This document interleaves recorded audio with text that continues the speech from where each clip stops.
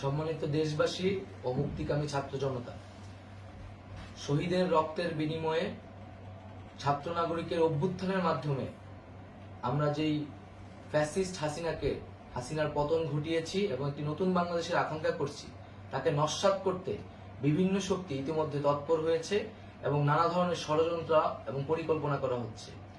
আমরা মুক্তিকামী ছাত্র জনতার পক্ষ থেকে স্পষ্টভাবে বলতে চাচ্ছি যে এই বাংলাদেশকে ফ্যাসিবাদী রেজিম থেকে মুক্ত করার জন্য এবং একটি নতুন বাংলাদেশ, জনগণের বাংলাদেশ প্রতিষ্ঠার জন্য সকল ধরনের ষড়যন্ত্রকে নস্যাৎ করার জন্য, প্রতিহত করার জন্য বাংলাদেশের ছাত্র জনতা কিন্তু সদা প্রস্তুত রয়েছে।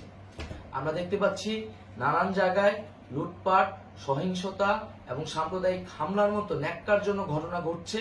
আমরা এর তীব্র নিন্দা জানাচ্ছি এবং আমরা মুক্তিকামী ছাত্র জনতার প্রতি আহ্বান জানাচ্ছি যে এই ধরনের ঘটনাকে প্রতিহত করার জন্য আমাদেরকে প্রস্তুত থাকতে হবে, আমাদেরকে দায়িত্ব নিতে হবে।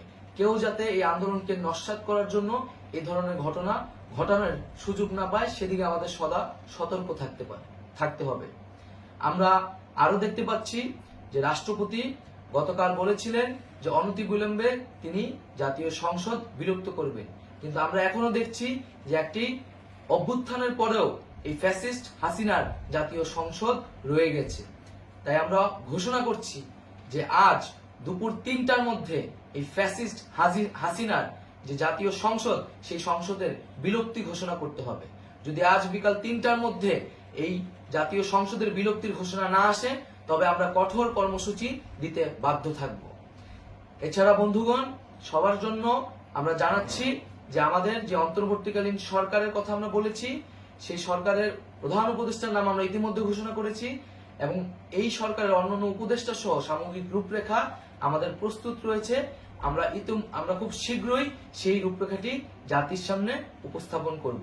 আমরা বাংলাদেশে স্থিতিশীলতা চাচ্ছি, সমাজে ন্যায় বিচার চাচ্ছি, সেজন্য কার্যকর পদক্ষেপ নিতে হবে এবং তার প্রথম পদক্ষেপটি হতে হবে এই জাতীয় সংসদ ভেঙে দেওয়া।